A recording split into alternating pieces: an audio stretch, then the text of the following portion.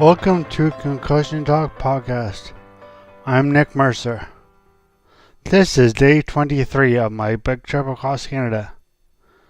Day 23, Sidney to Winnipeg, Gogi's dad's friend's place, the Guptas. 161.11 kilometers. Biking time, 5 hours and 8 minutes. 2,428.5 kilometers total. We keep complaining about our late starts. Then every morning we unanimously decide not to get up. So it wasn't until 10:15 a.m. that we dragged ourselves to the highway. Incredibly, we got a tailwind, and we cruised to Portage la Prairie, where we got Subway for lunch. Then a flat, relatively easy ride to Winnipeg city limits. The shoulder going into the city is shit. The road is rampant with potholes, and has got stupid train tracks crossing it. Inside the city limits, the shoulder disappeared. There was nothing but gravel.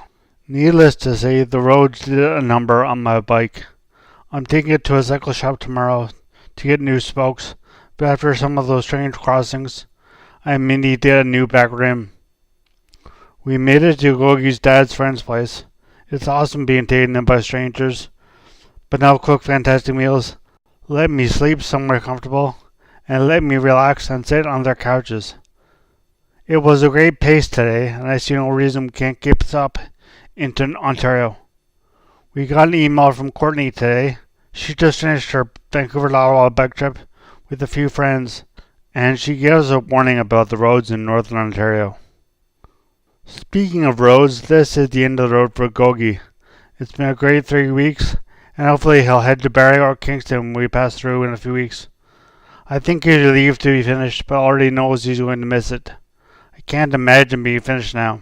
Actually, I can, but I shouldn't because we're not even halfway through yet. Looking back 10 years later, Gogi had a lot of fun on this trip, and I wonder how different it would have been to have him with us the full way across.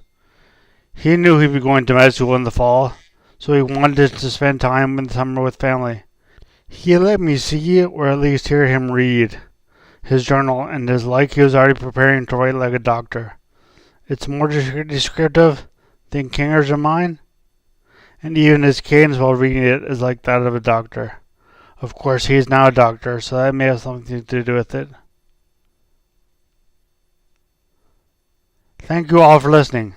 Please remember to check out my website at www.concussiontalk.com, where you can read my blogs and listen to my podcasts, Concussion Talk Podcast and Phoenix Concussion Recovery Podcast. Thank you again for listening, and I hope you listen again next week. As always, music at the beginning of this podcast is by Ben Sound.